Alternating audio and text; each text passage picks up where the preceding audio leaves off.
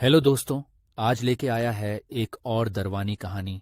आज का कहानी का नाम है भूतिया कार की खौफनाक सवारी। कहानी अच्छा लगे तो लाइक और सब्सक्राइब जरूर करना। ठीक है, शुरू करते हैं। रात का समय था। राहुल एक सुनसान सड़क पर अपनी कार चला रहा था। वह देर रात एक दोस्त की पार्टी से लौट रहा था। सड़क बिल्कुल खाली थी, सिर्फ उसकी कार की हेडलाइट्स और अजीब सी चुप्पी। अचानक उसने देखा कि सड़क के किनारे एक महिला सफेद साड़ी पहने खड़ी है। राहुल ने सोचा कि शायद उसे मदद चाहिए होगी, इसलिए उसने कार धीमी की और उसके पास जाकर रुक गया। महिला की आंखें लाल और गहरी थीं और चेहरा बहुत उदास लग रहा था। उसने राहुल से कहा, क्या तुम मुझे थोड़ी दूर छोड़ दोगे?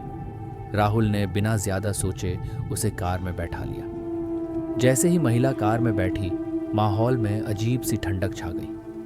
राहुल ने कार चलानी शुरू की, लेकिन जल्द ही उसे महसूस हुआ कि महिला कुछ बोल नहीं रही थी। उसने पीछे मुड़कर देखा, लेकिन जो देखा वो उसे कांपने पर मजबूर कर गया। महिला के चेहरे की जगह सिर्फ एक काला साया था।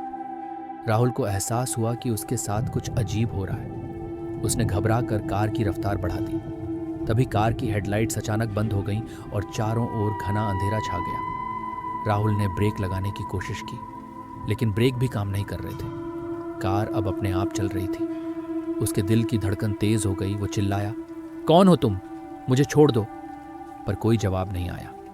अब कार अपने आप एक सुनसान जंगल की ओर जा रही थी। राहुल ने हिम्मत जुटाकर पीछे देखा तो वो महिला गायब हो चुकी थी। कार की स्पीड बढ़ती जा रही थी और अचानक से कार एक पुराने खंडहर के पास जाकर रुक गई। राहुल पूरी तरह डर चुका था। जैसे ही उसने कार का दरवाजा खोलने की कोशिश की, दरवाजे खुद ब खुद लॉक हो गए। कार के शीशे पर अचानक खून से लिखा हुआ दिखाई दिया, तुम्हें यहां से कभी जाने नहीं दिया जाएगा। तभी एक ठंडी हवा का झोंका आया और कार के अंदर बत्तियां झपकने लगी। अचानक राहुल ने महसूस किया कि कोई उसे छू रहा है, पर वहां कोई नहीं था। राहुल चीखते हुए कार से बाहर निकलने की कोशिश कर रहा था। तभी उसे वही महिला कार के बोनट पर खड़ी नजर आई। उसके लाल आंखें चमक रही थीं। उसने राहुल की ओर देखा और कहा, तुम्हारी सवारी खत्म हो गई, अब तुम मेरे साथ चलोगे। अगले दिन सुबह उसी सड़क पर पुलिस को राहुल की कार खड़ी मिली।